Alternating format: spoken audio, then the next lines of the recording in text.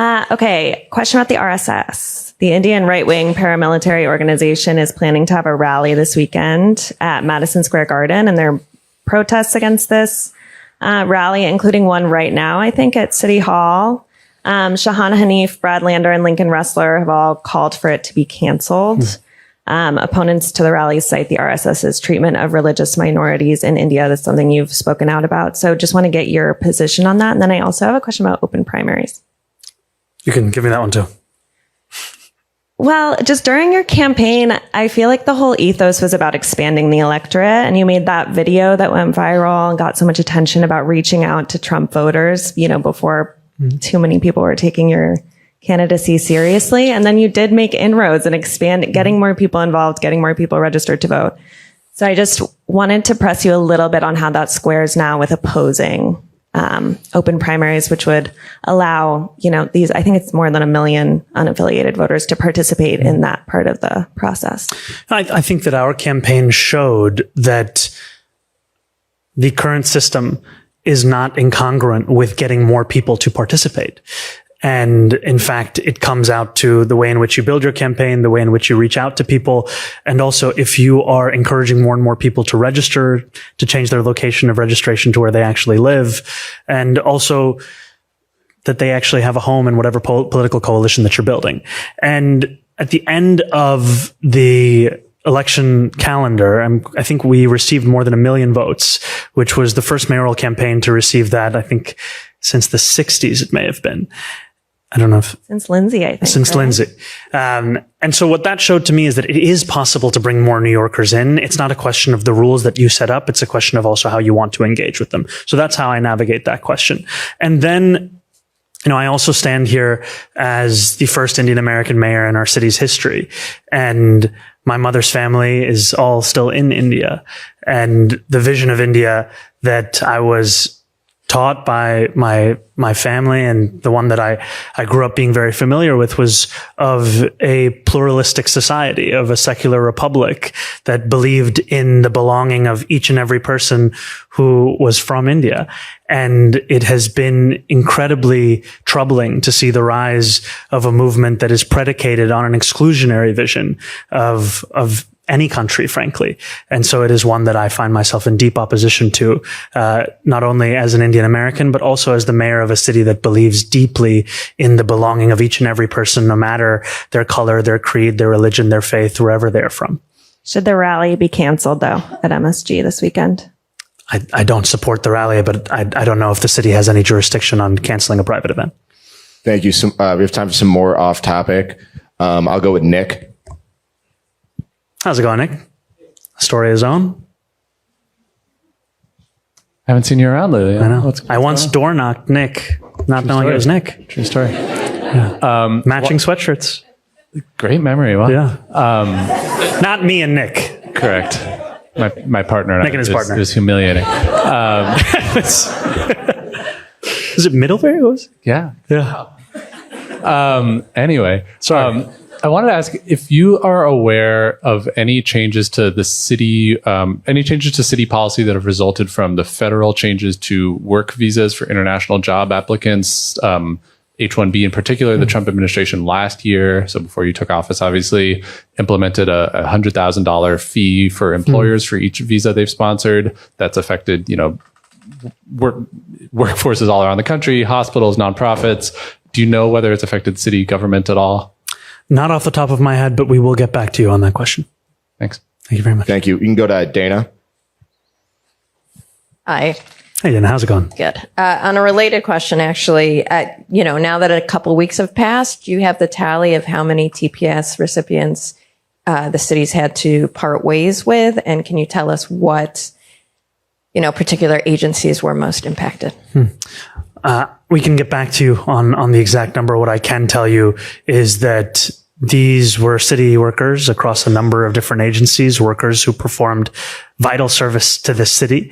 And it's just one part of why I have spoken with the president directly about the importance of extending TPS for Haitian Americans, for Syrian Americans, for so many who have now been deprived of that status. We are also talking about a status that was created with the intention of shielding sets of people from having to return to home countries that were deemed to be unstable. And when you look at the conditions in Haiti today, the idea that we would send Haitian Americans back in this moment, to me, is a betrayal of what TPS actually stands for. And we continue to call on the federal government to change that decision. Great. And we'll go to Josie. Thank you. Hi, Mayor. Hi, Josie. I wanted to follow up on Holly's question. Just wondering, do you see unaffiliated voters as potential supporters, or are they a political threat? And then I have a second question. I see anyone who is registered to vote as a potential supporter, and frankly, anyone who lives in our city.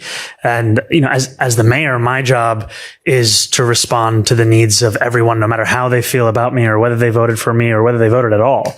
And when I'm running for office, I'm looking to speak to everyone. We're speaking about open primaries, but I'm also someone who ran through a competitive general. And that is the moment in which you speak to everyone regardless of their registration.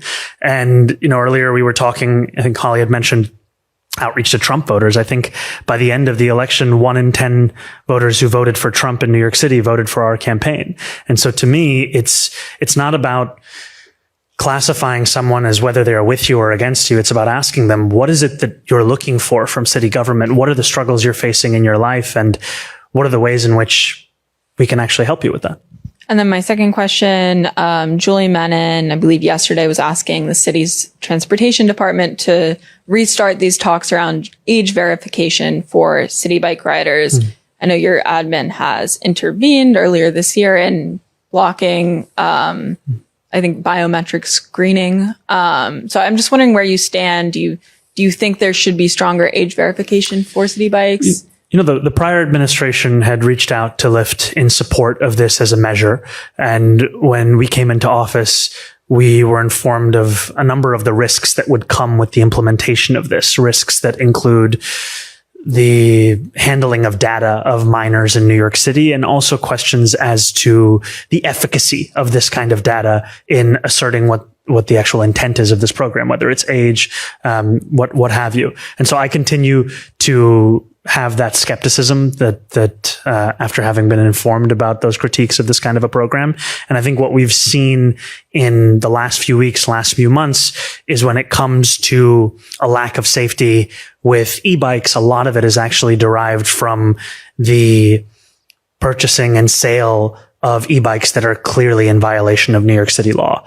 And so one of the things that we have done is send out these cease and desist letters that have now taken effect to the more than 40 retailers who are found to still be selling e-bikes and e-scooters that are clearly operating at speeds that are not legal in the city.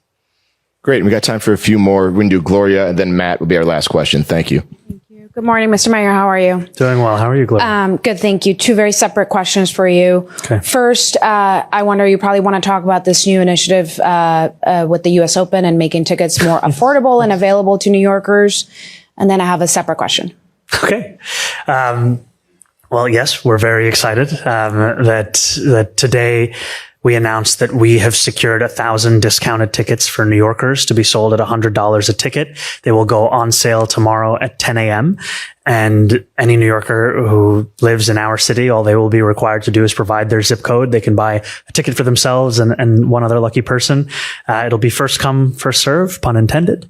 And we're excited about this because part of the beauty of living in our city is also the exposure to some of the greatest sporting events across the world. And the U.S. Open is one that so many New Yorkers have fond memories of. And yet what we've seen is, like with many sporting events, the cost has continued to increase, and many New Yorkers feel as if they don't have a chance at being a part of something like this. So just like we secured 1,000 tickets for the World Cup at a discounted price, we've done the same with the U.S. Open. And our mission is, how can we bring as many New Yorkers as possible to be a part of such a wonderful event?